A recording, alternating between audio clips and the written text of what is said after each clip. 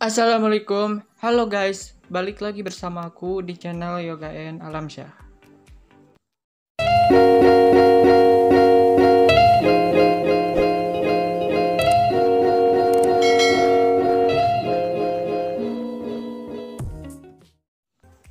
Gimana teman-teman semua? Apa kabarnya? Semoga kalian sehat selalu ya, walaupun kalian sekarang masih pandemi gini ya kan.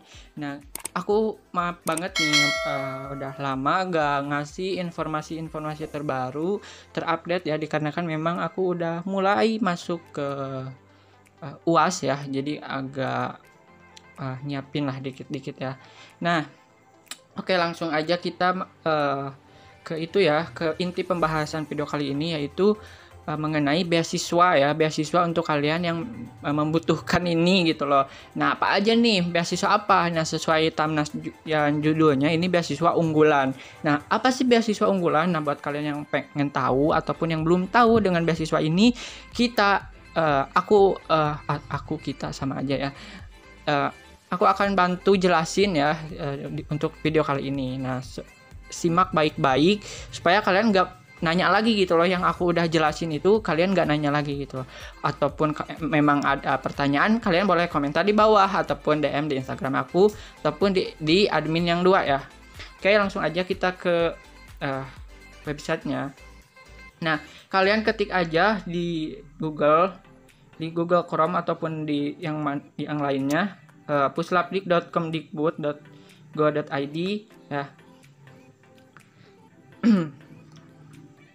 Nah, di sini tampilannya bakal langsung nih, karena memang lagi dibuka ada yang afirmasi ya untuk saudara kita yang dari timur, dan juga ya ini ya yang aku jelasin, pendaftaran beasiswa unggulan telah dibuka.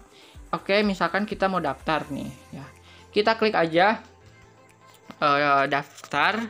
Nah, di sini akan ada untuk loginnya. Nah, untuk persyaratannya nih ya, kita lihat dulu nih sebelum kita ikut ininya ya, biar enggak itu kita kecilin, kita ituin dulu.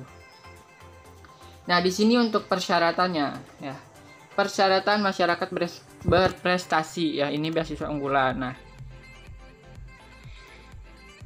untuk jenjang sarjana, ini dikhususkan untuk jenjang sarjana, magister, dan juga doktoral guys. Jadi bukan cuma sarjana doang gitu loh yang bisa dapetin beasiswa unggulan ini. Nah, beasiswa unggulan ini dapat diikuti oleh calon mahasiswa yang sudah memiliki surat diterima. Jadi kita itu ini nggak kayak KIP kuliah. Kalau KIP kuliah barengan sama daftarnya ataupun nyusul juga ataupun sebelumnya juga gitu loh. Nah, sedangkan ini kita itu kayak beasiswa yang keluar negeri.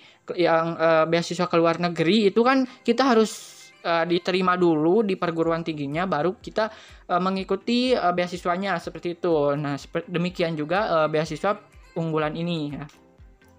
Diikuti calon yang mana tadi yang sudah diterima di perguruan tinggi maupun mahasiswa yang sudah melangsungkan perkuliahan maksimal semester 2. Jadi buat kita ataupun kalian yang sekarang udah melangsungkan perkuliahan maksimal semester 2, ini recommended banget bisa diikuti gitu loh. Dan kalian yang sekarang misalkan nggak lolos KIP kuliah, nah kalian boleh coba beasiswa ini. Dan buat yang udah lolos KIP kuliah, kalian nggak bisa ikut lagi dikarenakan memang ini sama-sama dari Puslapdik, KIP kuliah juga sama dari Puslapdik, dari Kemdikbud kayak gitu ya.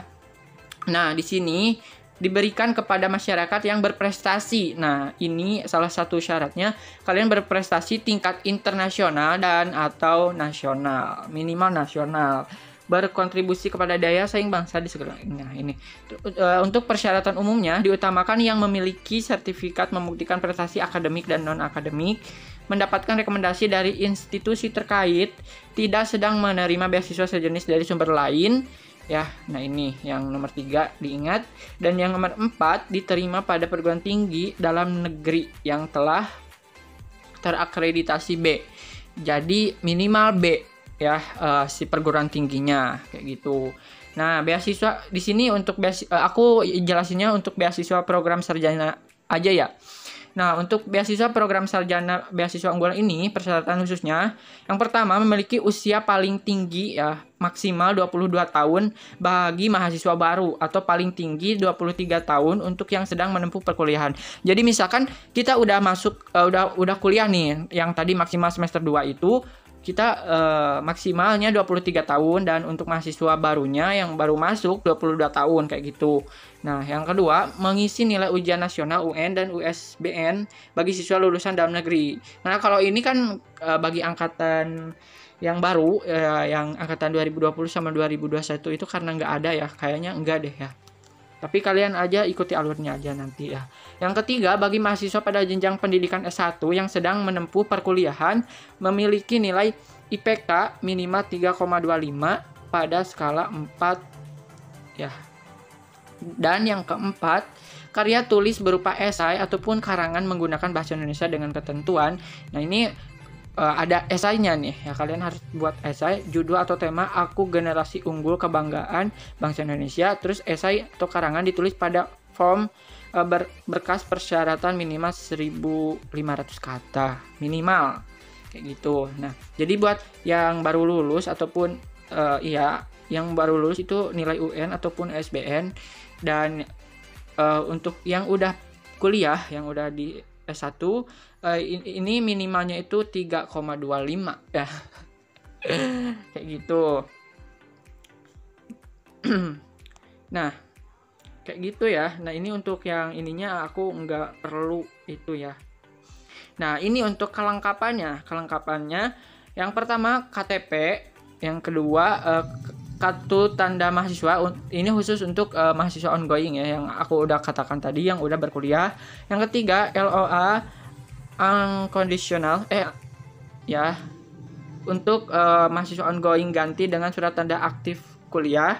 Yang keempat KHS ya, kartu hasil studi terakhir khusus yang mahasiswa yang ongoing. Terus yang kelima ijazah dan transkrip nilai terakhir. Dan yang keenam sertifikat TOEFL atau IELTS ya, itu aku ya, itu untuk S1 tidak diwajibkan. Nah, kayak gitu. TOEFL ataupun IELTS-nya itu untuk yang lagi menempuh S1 tidak diwajibkan kayak gitu. Untuk yang mengambil sarjana tidak diwajibkan, maksudnya kayak gitu. Yang ketujuh, proposal rencana studi. Nah, rencana perkuliahan dan SKS per semester yang akan ditempuh hingga selesai studi, topik apa yang akan ditulis dalam skripsi ataupun tesis ataupun disertasi, deskripsikan aktivitas di luar perkuliahan yang akan dilakukan selama studi, bagaimana implementasi hasil studi di masyarakat. Ini agak repot juga ya sebenarnya, cuman ini lebih banyak sih daripada itu, dan ini sampai kita lulus gitu loh. Nah, yang ke-8, surat rekomendasi dari sivitas akademik atau institusi terkait. Nah, ini kalian download di sini. Yang ke-9, surat pernyataan tidak sedang menerima beasiswa sejenis dari sumber lain. Yang 10, sertifikat prestasi minimal tingkat kabupaten. Jadi minimal tingkat kabupaten, guys. Jadi mau kabupaten mau provinsi, tingkat nasional dan juga internasional kayak gitu. Ya, jadi masih ada nih peluang buat kalian yang juaranya itu atau prestasinya itu minimal tingkat kabupaten. Nah, yang ke-11, esai menggunakan bahasa Indonesia dengan judul yang untuk yang S1 Aku Generasi Unggul Kebanggaan Bangsa Indonesia, yang itu ya kayak gitulah. Kayak gitu. Ini ada beasiswa untuk pegawai Kemdikbudristek juga nih.